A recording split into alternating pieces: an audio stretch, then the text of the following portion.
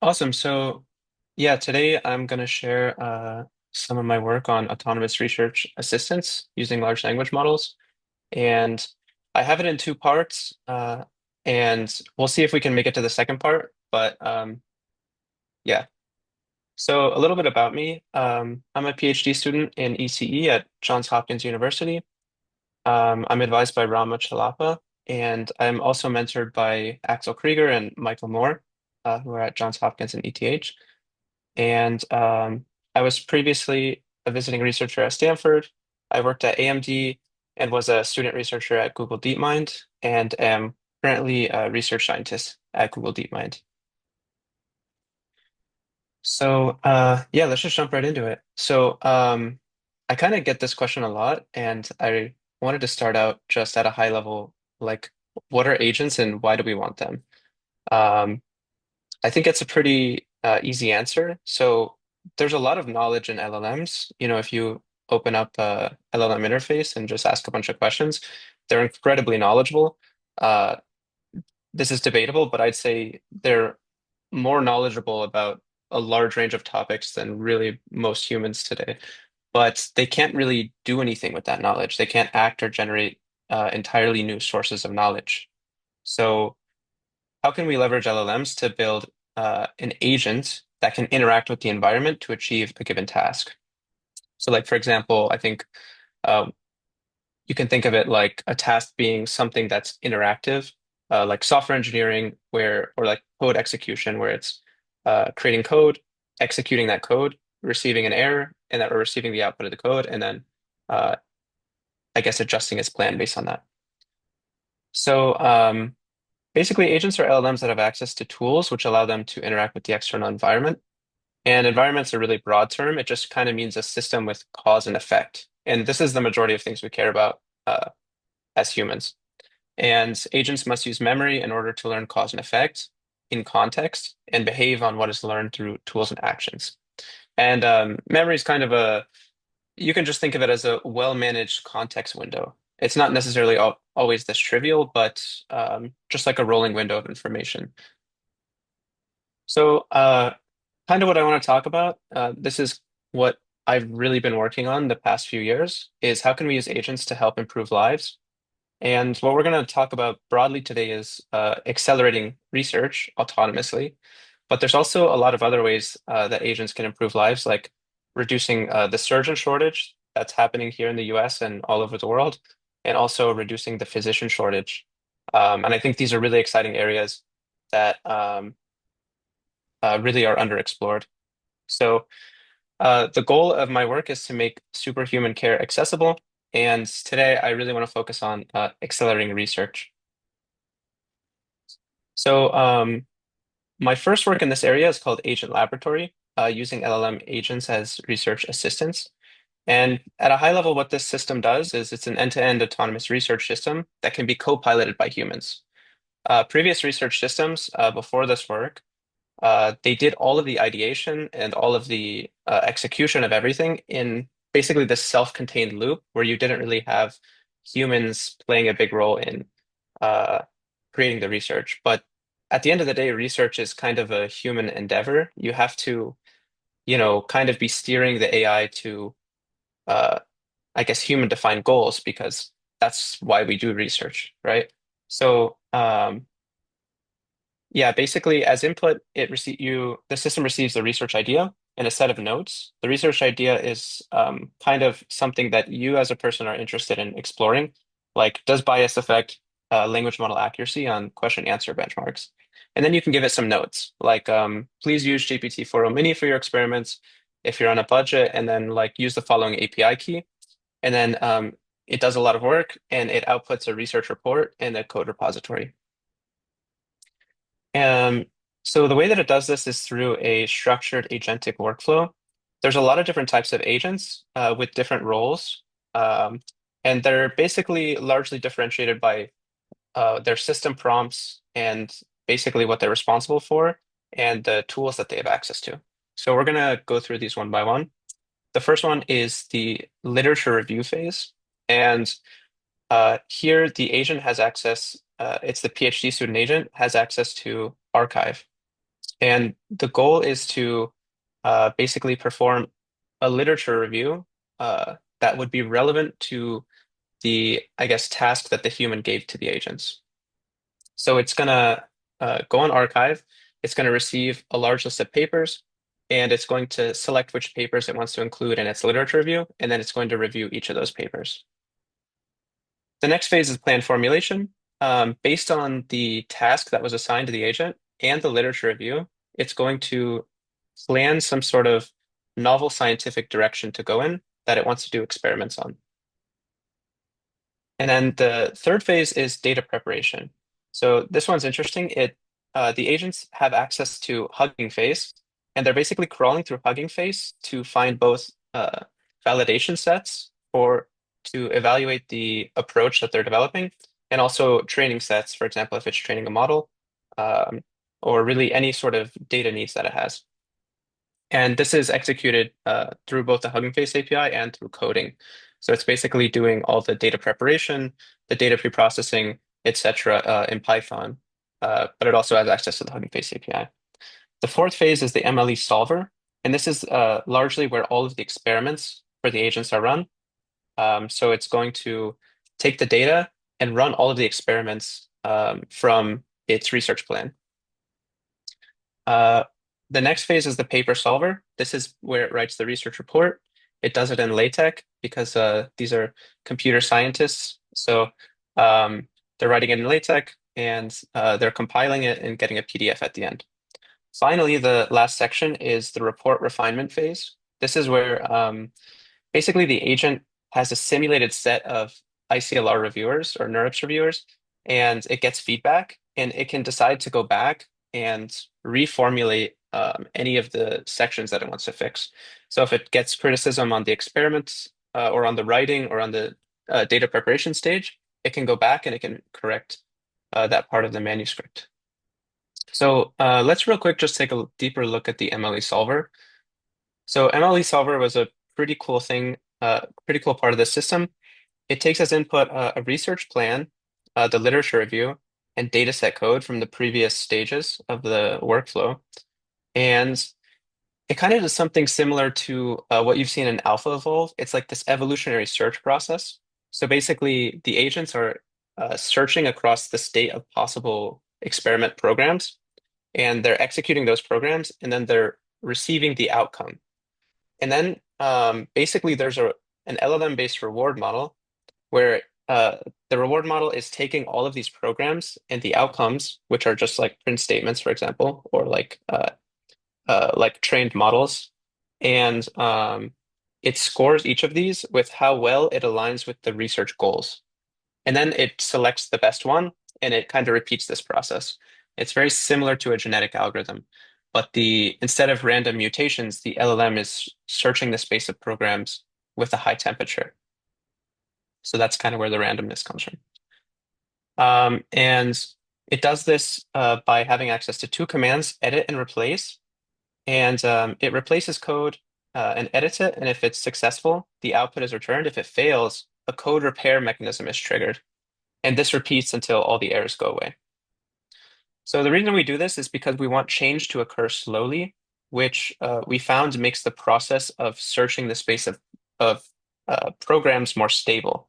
So if we just have like very radical changes to the code, and we're not like doing this I guess multi-dimensional search like across different programs and then condensing it into one, it kind of changes occur too fast and errors can accumulate really quickly.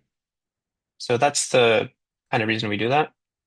So if we test the system in isolation on MLE Bench, which is like a machine learning benchmark, then we see on the subset of easy problems, the MLE solver actually gets state of the art for the time when this paper was released, compared with the AD with O1 Preview and Agent Laboratory, which is using O1 Preview as well at the time. Cool. So now let's just take a quick look at the paper solver. This one is a little bit simpler. So basically, for we have this predefined set of like structures for the paper. So papers are usually organized into like abstract, introduction, related works, methodology, etc. So basically, we have a predefined list of these, and we iterate through them, and we generate an initial scaffold. So kind of we generate the whole paper in like a series of really large passes. Um, Simultaneously, the system is doing research on archive. So if it wants some sort of paper to support some statement that it's making, it can go on archive, retrieve that reference, and then reference that in the paper. Once the entire scaffold is built, so all the way from abstract to discussion, then a series of edits are performed on the paper. So basically, it's repeatedly editing the paper line by line to just improve the quality. And the whole time, the way that it's, I guess, as we saw with like for example, the MLE solver, we had this reward function, which was comparing uh, the output of the code to the research plan. So similarly, during the writing phase, basically the PDF of the paper is being put to a simulated NeurIPS reviewer.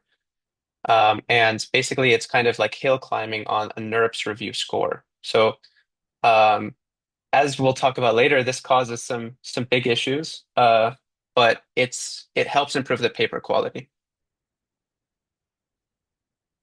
So these are kind of our main findings.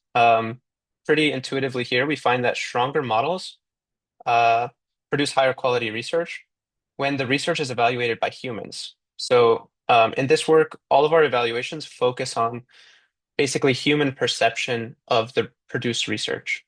And so we give the produced research across 5 different topics. Here on the left, you can see the 5 different research questions. So the first one is like, are image transformers more or less sensitive to noise than convolutional neural networks? Does gender affect the accuracy of language models on answering GSM 8K questions? And these are kind of based on existing papers that we had a general idea that was possible to achieve. And once the LLMs generate these research papers, we pass them over to PhD level raters. So basically, people with like academics with PhDs in the field. And we ask them across several different categories, like experiment quality, report quality, and usefulness of the produced research. And we find that going from GPT-4o to O1 Mini to O1 Preview, the overall research quality increases with model capability. Another really important finding that we found was, if you remember, we had those simulated NeurIPS reviewers. We found that when we give these papers to humans to rate as a NeurIPS reviewer, the automated reviewer, like the LLM-based reviewer, dramatically overestimates the scoring of these papers. And this is important because some previous systems have used LLM-based reviewers to rate the quality of their work, but didn't provide human evaluations. So we find that basically uh, humans are a lot lower scoring these papers than like automated reviewers. Awesome. And I mentioned in the beginning that this whole system is a co-pilot system. That's kind of the whole point of Agent Laboratory. And just real quick, I want to talk about how we do this. So there's all of these different transition points during the Agent Laboratory workflow. So going from basically the literature review to the plan, going from the plan like to the data preparation phase, going from the data preparation phase to the MLE solver phase. And so what it means to have this system co-piloted is, first of all, the humans coming up with the research topic for the agents to work on, but it's also reviewing each stage of the process. So when the PhD student is producing the literature review, a human is asked at the end to oversee it. And if the agent, for example, missed a paper or like misinterpreted something, then the human can manually interject themselves and like uh, tell the agent, okay, you need to include this paper's missing, or you interpreted this wrong. Um, so I should mention that these findings were for running the agent laboratory fully autonomously without a human in the loop at all.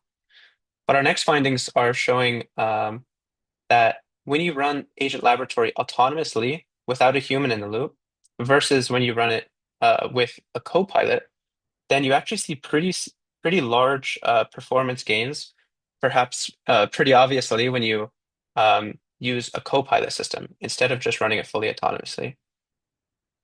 So um, basically, the overall NeurIPS reviewer score in fully autonomous mode was a 3.8 out of 10. So pretty well below the acceptance threshold.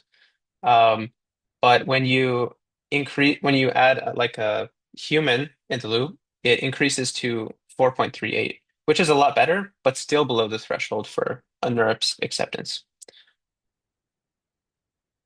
A very interesting and funny thing that we found was that when we had scientists co-piloting Agent Laboratory and they rated their own paper, they actually disliked it more than when somebody else read the same paper.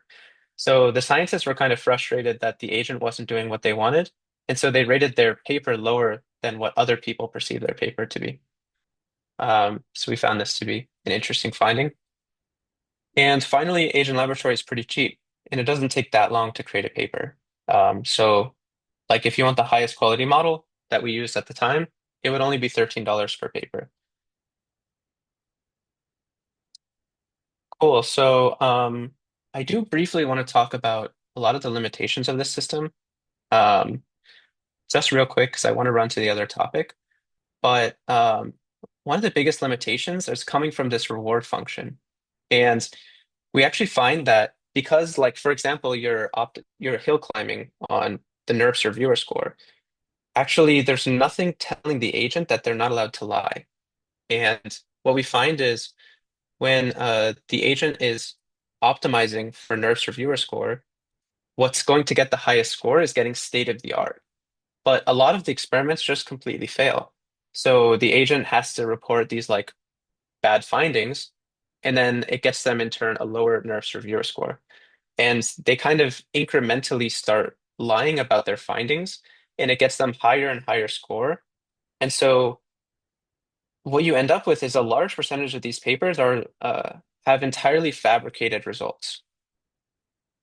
So this was like a really big problem that we found that persisted into the next work. Um, so basically, I'm going to run through this one because we don't have a ton of time. Agent Laboratory only produces a single research paper, but progress in research is rarely the result of a single paper. Sometimes it is, but even that single paper is dependent on hundreds and thousands of papers that came before it, which led it to that point. So while existing agent workflows are capable of producing research autonomously, all of the existing systems produce them in isolation without the ability to continue and improve upon their prior research results. So to basically enable this, we introduced AgentRxiv. Um, and what AgentRxiv does is it provides the system with a research direction, and the agents autonomously produce research along this direction, and they're producing many different research papers, which they can now access through this system called AgentRxiv. So it's just like an archival system meant for the autonomous research agents. So when they complete a paper, they upload it to AgentRxiv, and then they can just do like a search query to retrieve papers from their own archival system. And we can do this by augmenting the literature review phase to have the AgentRxiv interface, as well as the archive interface. So what we find is when we provide the agents with a task to discover new reasoning and prompting techniques that improve performance on Math 500, which is basically a mathematics benchmark, that when you just allow them to produce a single paper, it's getting down here below like around 71.2%. But when they have access to their previous research, they're able to climb all the way up to 78.2%. So pretty significant improvement. And we did an ablation study where we didn't give them access to their previous research versus when we did. And we found that the overall maximum accuracy that they're able to achieve is a lot higher with the AgentRxiv access. So one thing we wanted to find was, do the discovered algorithms generalize? And so we tested them on a bunch of different benchmarks. We find that it pretty reasonably generalizes and improves upon zero-shot prompting.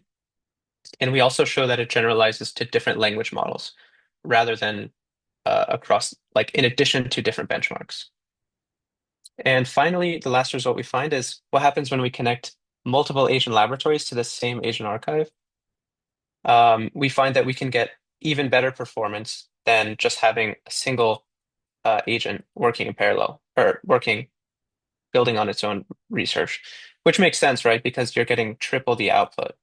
However, I guess one of the limitations here is it to get a single improvement in accuracy, it takes a lot more money. So basically, the I guess the return on investment in performance is very saturating at this point.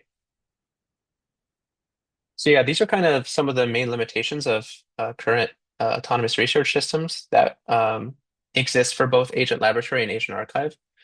Something I alluded to in the beginning was there's a lot of reward hacking. So the agents frequently hallucinate experimental results, and some of them actually just straight up plagiarize other research papers. They like copy giant segments from research papers that they were doing a literature review on. And this is like only made worse by the reward hacking behavior when the system is incentivized to produce impressive but fabricated outcomes. There's also very limited support for academic disciplines outside of AI and machine learning, such as the life sciences, where there's a lot of really great work to be done. There's ethical challenges, potential to amplify biases. People can just run these in a loop and generate unlimited research, potentially even on bad topics. Um, yeah, and these are kind of the main limitations of these systems. And to the best of my knowledge, a lot of these haven't been addressed, but I think a lot of people, a lot of really great people in the field are working on these problems, and hopefully in the future. Yeah, thank you. That's all. Awesome. Thanks, Sam. So, I mean, I guess, yeah, we'll just kind of transition directly into the Q&A